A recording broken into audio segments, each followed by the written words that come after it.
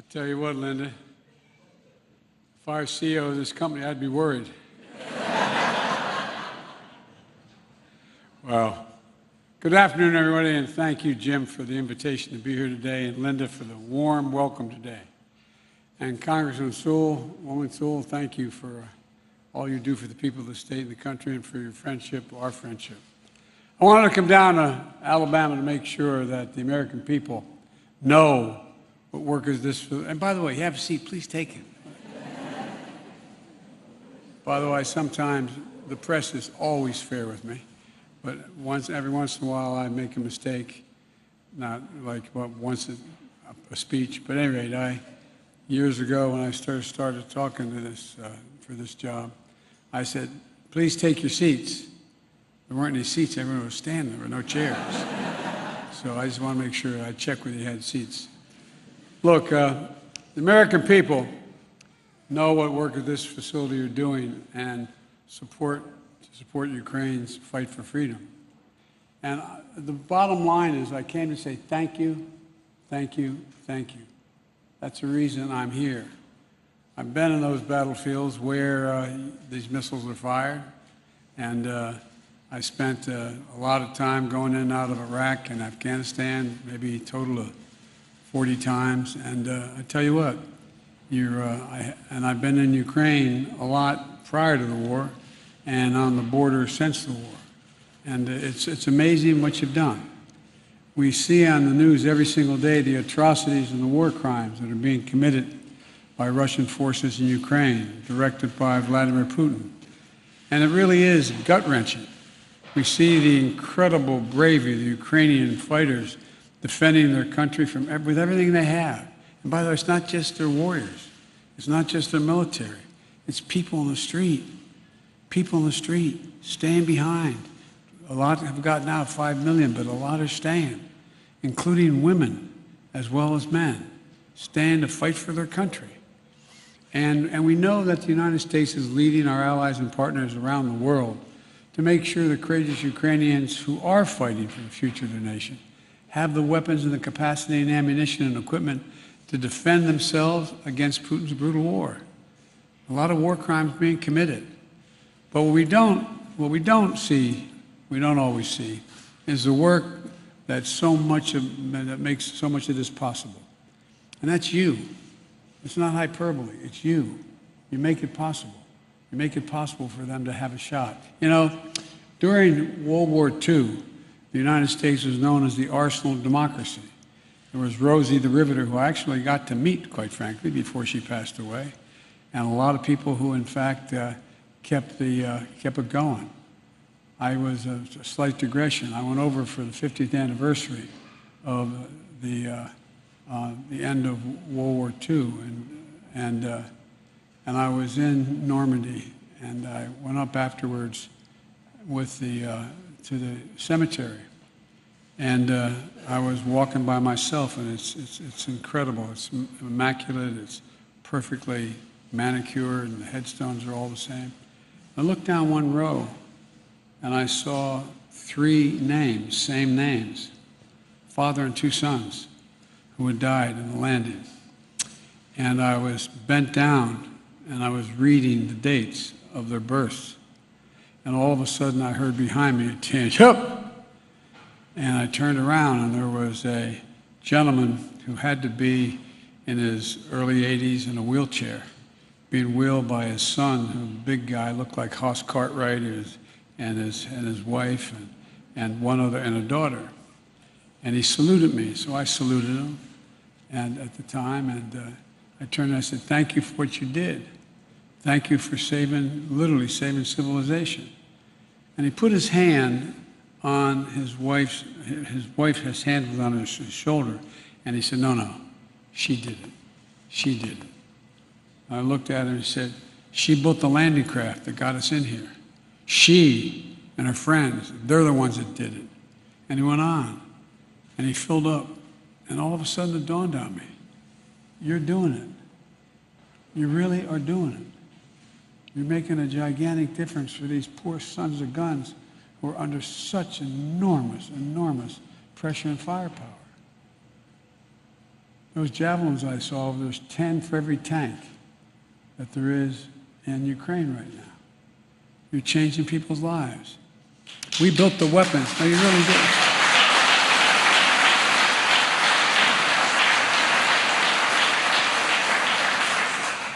But we built the weapons and the equipment that helped defend freedom and sovereignty in Europe years ago. But that's true again today. You know, some of the best, most effective weapons in our arsenal are those Javelin missiles, like the ones manufactured right here in Pike County. They're highly portable.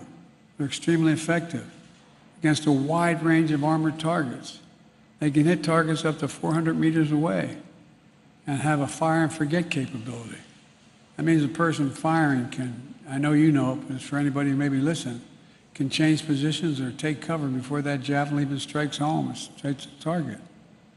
In fact, they've been so important, there's even a story about Ukrainian parents naming their children, not a joke, their newborn child, Javelin or Javelina, not a joke.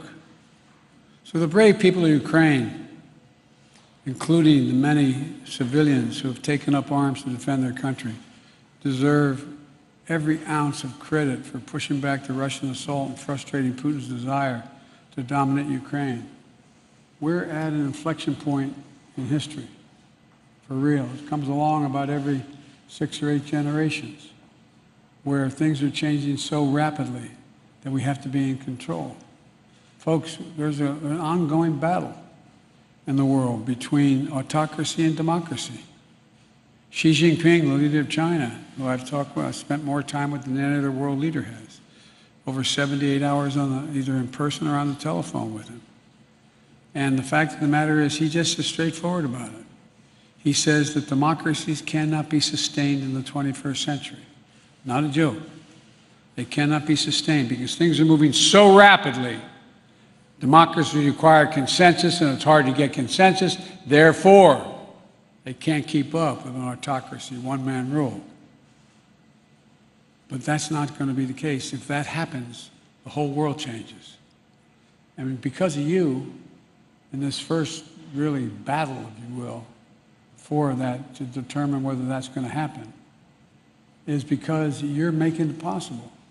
You're making it possible for the Ukrainian people to defend themselves without us having to risk getting in a third world war by sending in American soldiers fighting Russian soldiers. My dad used to have an expression. He said, the only war worse than one that's intended is one that's unintended. You're allowing the Ukrainians to defend themselves. And quite frankly, they're making fools of the Russian military in many instances.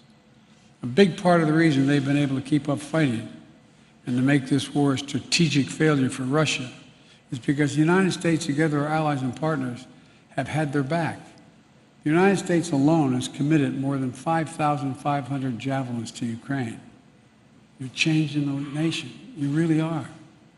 Add to that significant supplies from our allies and partners, as well as many thousands of other anti-tank and anti-air weapons, helicopters, armored vehicles, artillery, coastal defense systems. Before Russia attacked, we made sure Russia had javelins and other weapons to strengthen the defenses so Ukraine was ready for whatever happened. In the last 2 months, we continue to move even more resources and equipment at a rapid pace into Ukraine. We've made sure that there are no interruptions in the flow of equipment to Ukraine. Since Russia invaded Ukraine just over 2 months ago, we have sent more than $3 billion in security assistance to Ukraine. Alone, us, not counting our allies. And that money is a direct investment in defending freedom and democracy itself. Because if you don't stand up to dictators, history has shown us they keep coming. They keep coming. Their appetite for power continues to grow. And every worker in this facility and every American taxpayer is directly contributing to the case for freedom. And that's something we can all be incredibly proud of, in my view. Last week, I sent Congress, if you excuse the point of personal privilege, talking like an old senator, but sent a supplemental budget, a fancy way of saying we need more money, to make sure the United States can continue to send weapons directly to the front lines of freedom in Ukraine, and to continue to provide economic and humanitarian assistance to help the Ukrainian people.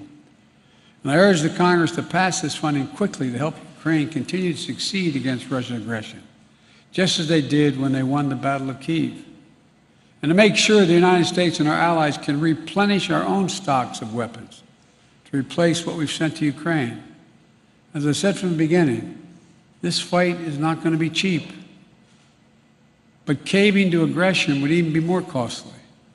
We either back the Ukrainian people as they defend their country, or we stand by as Russia continues its atrocities and aggression. I know what the answer is, and I think you all do too.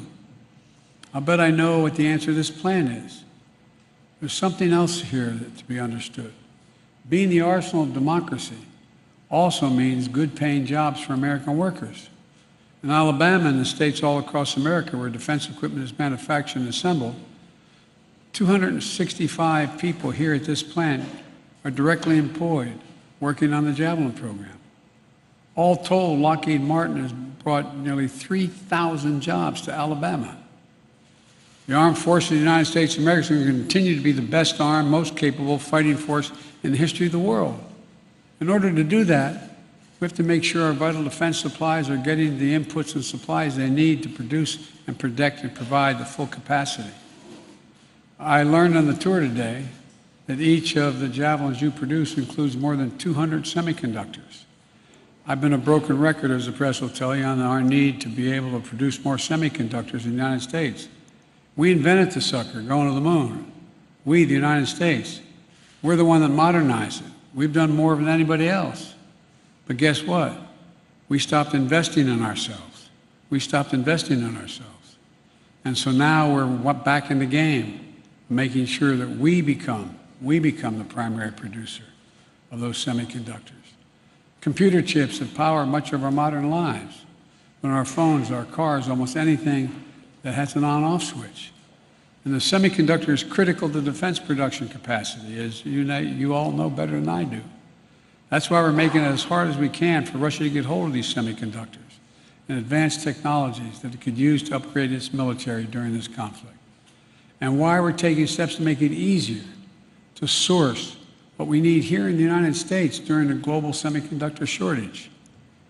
And there's just one more reason why Congress has to act quickly to provide the emergency funding of the so-called CHIPS Act by passing a broader bipartisan innovation act so we can produce tens of millions of these chips. There's something we have to focus on, and it's something I've focused on from my earliest days of our administration. I'm determined to make sure the United States holds its technological high ground in competition with other nations, especially China, as we move forward. Folks, you know, we used to invest as a nation years ago, 35 years ago. We invested 2% of our entire GDP in research and development. We do half of that now. We do half of that. We used to be number 1 in the world. Now we're number 13 in the world.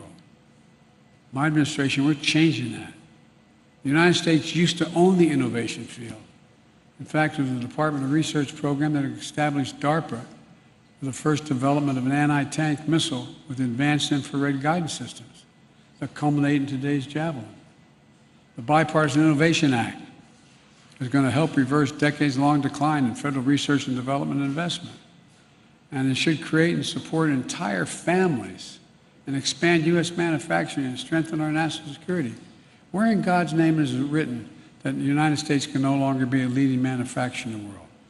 We've created, just in the last 17 months, 465,000 permanent manufacturing jobs in America. We have the best workers, the most competent employees, the best science in the world. And by funding the CHIPS Act, we're going to ensure that semiconductors, the power of the economy, and our national security are made here in America again. Today, all of the world's most advanced chips are made overseas. But the events of the past few years have proven beyond a doubt that America's security should never be held hostage to events overseas. Not a pandemic, not a war, not the politics of ambition or other countries. Fundamentally, this is a national security issue. This is one of the reasons why the Chinese Communist Party is lobbying folks to oppose this bill. And it's an issue that unites Democrats and Republicans. So let's get it done. Let's get it done. In her introduction, Linda said she personally touched every single solitary Javelin, 50,000 that have been manufactured in this plant 20 years ago. I was worried to shake your hand. I thought you might be electrocuted. But that's where they start, right here, with American skill, American craftsmanship, American patriotism. And just a few days ago, the Wall Street Journal quoted a young Hungarian fighter saying, and I quote, "Without the javelins, it would have been very hard to stop the enemy pushing ahead," end of quote. So these weapons touched by the hands, your hands, are in the hands of Ukrainian heroes, making a significant difference. That's something each and every day you could and should be proud of. And I'm once more urging Congress to quickly pass this supplemental funding bill, over $300 billion, to help the Ukrainians so they can keep all of you very, very busy for a while here. So again, let me end where I began. I came for a basic reason, from the bottom of my heart, to say thank you. Thank you, thank you, thank you what you do. Thank you what you continue to do. Unless you go out in the field and see it, you don't realize what a difference you're making. May God bless you all, and may God protect our troops. Thank you so much.